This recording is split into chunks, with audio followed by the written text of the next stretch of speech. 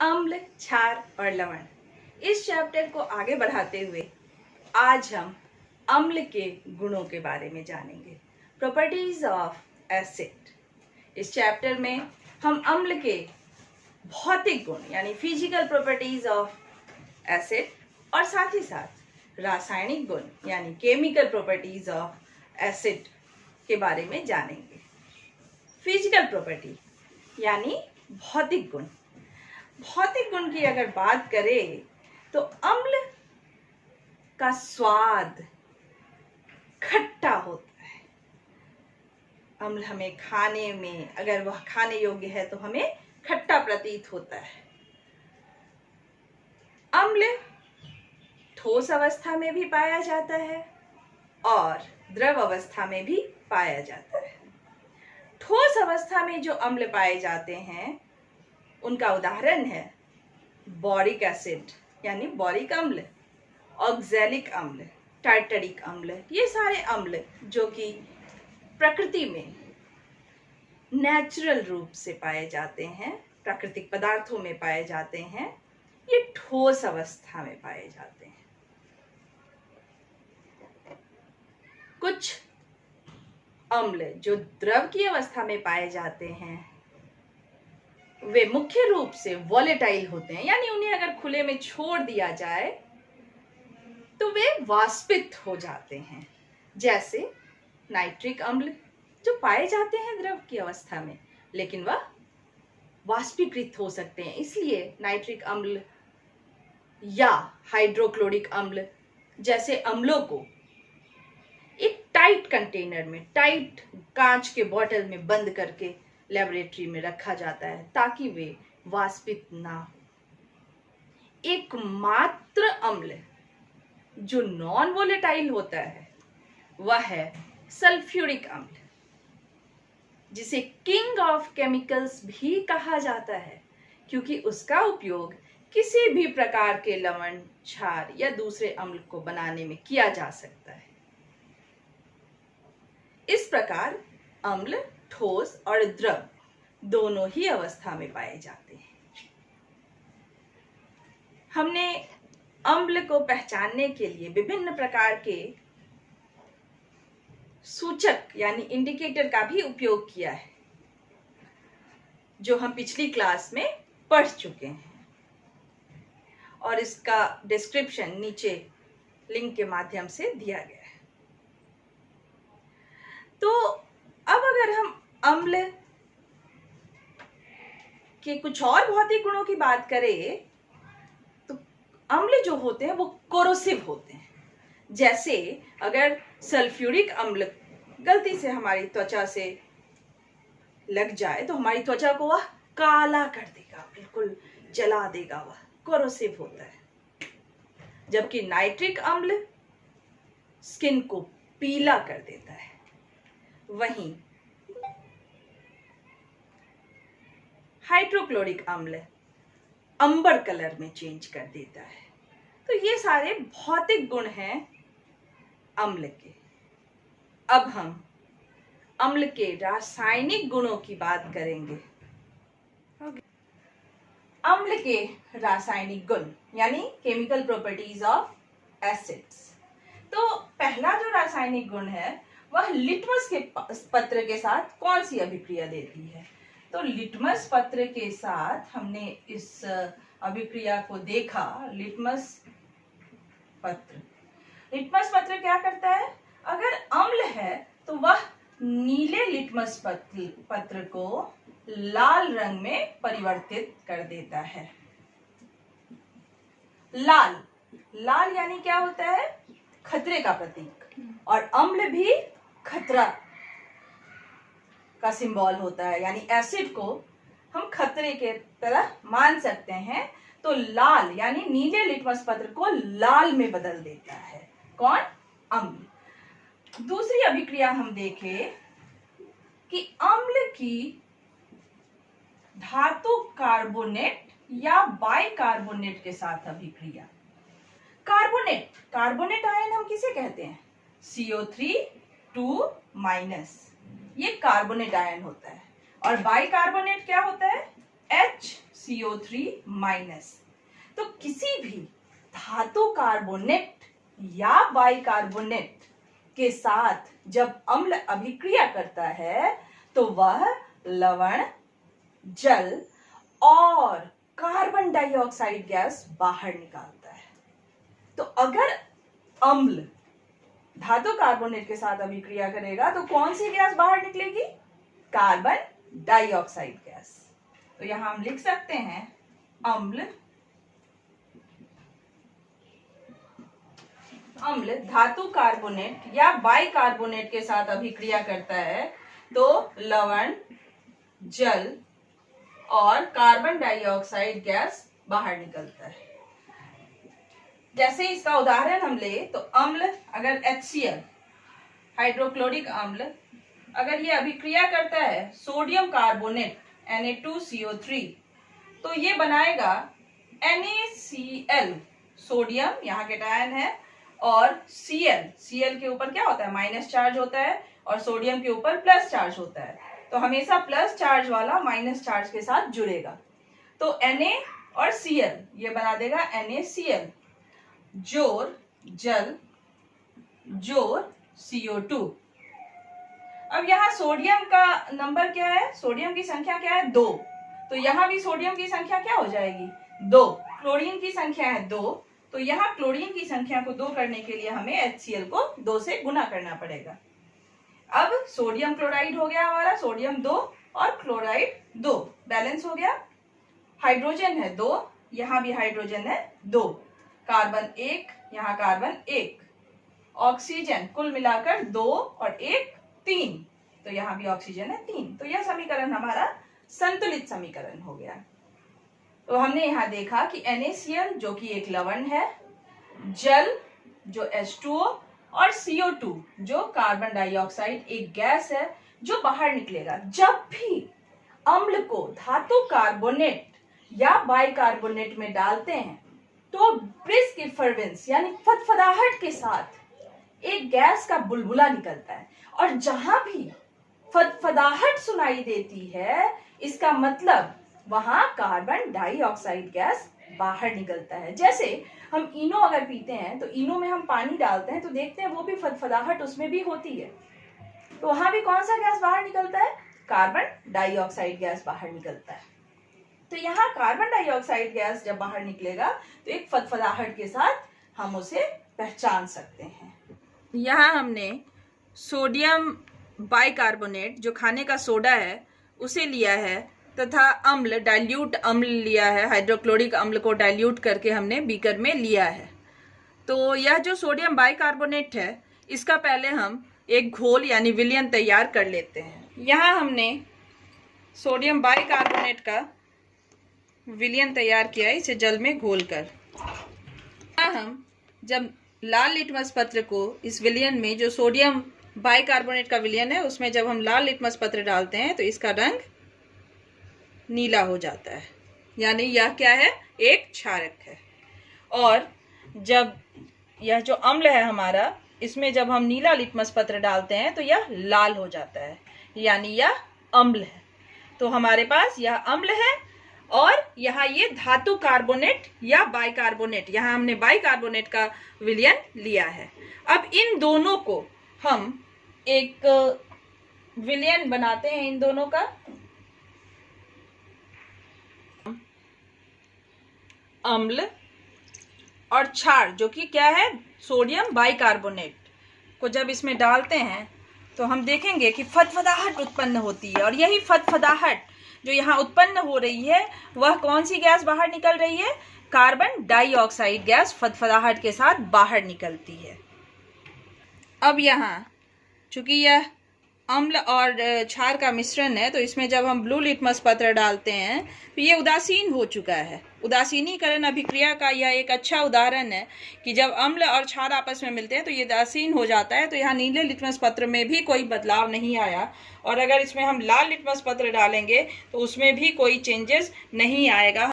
तो इस तरह हमने अगर लाल लिटमस पत्र को भी यहाँ डाला है तो हम देख रहे हैं कि लाल लिटमस पत्र में भी कोई परिवर्तन नहीं आया है, यानी यह कैसी अभिक्रिया हो गई है? उदासीन अभिक्रिया, जो कि ना तो लाल लिटमस पत्र में परिवर्तन कर रहा है और ना ही नीले लिटमस पत्र में परिवर्तन कर रहा है। तो यहाँ हमने देखा कि हाइड्रोक्लोरिक अम्ल यानी HCl जब अभिक्रिया करता है NaHCO3 से, जब हाइड्रोक्लोरिक अम्ल अभिक्रिया करता है NaHCO3 से, तो दोनों मिलकर निर्माण करते हैं NaCl plus H2O plus CO2। CO2 यहाँ फदफदाहट के साथ बाहर निकल चुका है और NaCl जल में घुलनशील होकर यहाँ उपस्थित है, जिसने ना तो लाल लिटमस पत्र में बदलाव लाया और ना ही नीले लिटमस पत्र में बदलाव आया। तो यहाँ उदासीनीकरण अभिक्रिया यहाँ हुआ है,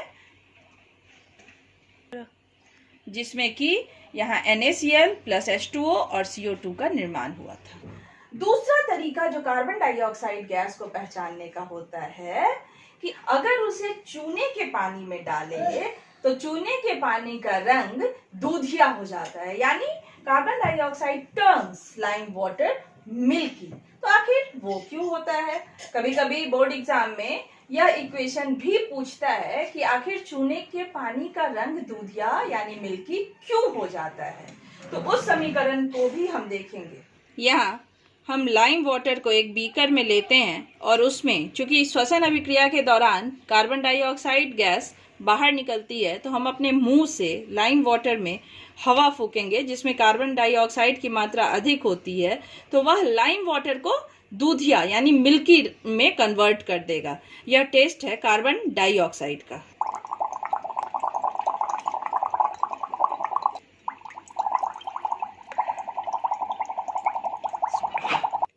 यहाँ हमने देखा कि लाइम वाटर का रंग दूधिया हो गया और यह दूधिया इसलिए हुआ क्योंकि यहाँ कैल्शियम कार्बोनेट का निर्माण हुआ। अब हमने क्या कहा कि कार्बन डाइऑक्साइड गैस जो कब निकल रहा है, अम्ल और धातु कार्बोनेट या बाइकार्बोनेट जब अभिक्रिया करता है तो कार्बन डाइऑक्साइड गैस बाहर निकलता है। कैसे? फदफदाहट के साथ। अब इस कार्बन डाइऑक्साइड को अगर चूने के पानी में घोला जाए, चूने के पानी का सूत्र यानी लाइम वाटर का सूत्र होता है CaOH2। इसका फॉर्मूला क्या होता है? CaOH2 यानी कैल्शियम हाइड्रोक्साइड। कैल्शियम हाइड्रोक्साइड को क्या कहते हैं हम? चूने का पानी, लाइम वाटर। जब इसमें हम कार्बन डाइऑक्साइड गैस को पास करते हैं यानी इसके साथ यह अभिक्रिया करता है तो कैल्शियम कार्बोनेट का निर्माण करता है यानी CaCO3। कैल्शियम कार्बोनेट जिसका सूत्र है CaCO3 का निर्माण होता है और यह कैल्शियम कार्बोनेट ही सफेद रंग का अवक्षेप बनाता है। सफेद रंग का यह प्रेसिपिटेट बनाता है जो पानी में घुलकर पानी के रंग को दूधिया कर देता है। साथ ही साथ यहाँ जल का भी निर्माण होता है और इसी के कारण चूने के पानी का रंग दूधिया हो जाता है। तो यहाँ हम देखते हैं कि अगर किसी दीवार पे चूना किया जाए तो शुरू में उस दीवार का रंग हल्का होता है, लेकिन धीरे धीरे क्या होता है कि जब वो सूखने लगता है, कहते हैं जब सूख जाएगा तब वह गाढ़े रंग का हो जाता है। एक्चुअली वहां भी सेम अभिक्रिया देखने को मिलता है। हम चूने के ऊपर चूने का पानी डालते हैं और वातावरण में उपस्थित कार्बन डाइऑक्साइड के साथ जब वह अभिक्रिया करता है तो कैल्शियम कार्बोनेट का निर्माण करता है और जो सफेद रंग का होता है, और इसलिए वह जब सूखता है तो सूखने के बाद वह कैल्शियम कार्बोनेट के परत के रूप में बदल कर गाढ़े सफेद रंग का हो जाता है। तो वहां भी इसी अभिक्रिया को देखा जा सकता है। तो इस तरह हमने देखा कि कार्बन डाइऑक्साइड जो कब निकलता है, ये क्वेश्चन हमेशा ऑब्जेक्टिव क्वेश्चन में रहता है। यहाँ 2-3 प्रश्न इस रिएक्शन से आ सकता है। पहला प्रश्न होगा कि अम्ल जब धातु कार्बोनेट से अभिक्रिया करता है तो कौन सी गैस बाहर निकलती है? तो कौन सी गैस बाहर निकलती है? बिल्कुल कार्बन डाइऑक्साइड गैस बाहर निकलती है और कार्बन डाइऑक्साइड फदफदाहट के साथ निकलती है, इफरवेंस होता है उसमें। और साथ ही साथ कार्बन डाइऑक्साइड जो होता है उसे जब चूने के पानी में घोला जाता है तो वह चूने के पानी के रंग को दूधिया यानी मिल्की वाइट में वह उसको चेंज कर देता है। तो इस तरह से हम कार्बन डाइऑक्साइड को पहचान सकते हैं। तो इस समीकरण को भी लिखने आता है और साथ ही साथ धातु और कार्बोनेट और अम्ल के समीकरण को भी लिखने के लिए पूछा जाता है।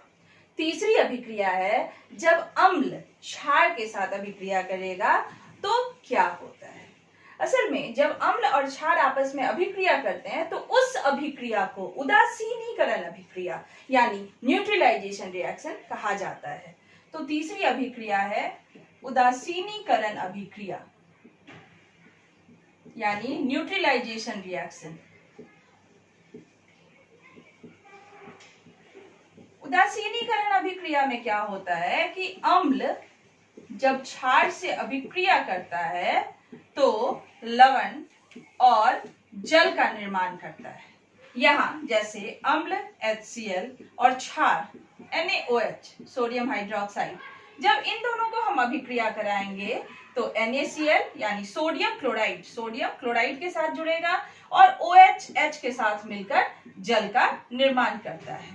इस अभिक्रिया को उदासीनीकरण अभिक्रिया कहते हैं क्योंकि अम्ल जैसे HCl यानी हाइड्रोक्लोरिक अम्ल जो है, हाइड्रोक्लोरिक अम्ल का pH मान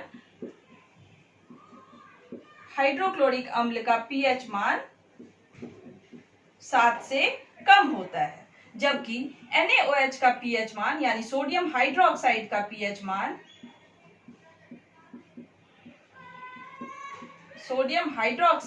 pH मान 7 से अधिक होता है। लेकिन जब ये दोनों अभिक्रिया करते हैं तो सोडियम क्लोराइड यानी साधारण लवण का निर्माण करते हैं और सोडियम क्लोराइड का pH मान 7 के बराबर होता है और जल का भी pH मान 7 के बराबर होता है। यानी ये दोनों अम्ल और क्षार के गुण को दर्शाते हैं, लेकिन जब आपस में ये दोनों मिलते हैं तो ये उदासीन हो जाते हैं और जिसका सबसे अच्छा उदाहरण है कि इसका pH मान 7 हो जाता है।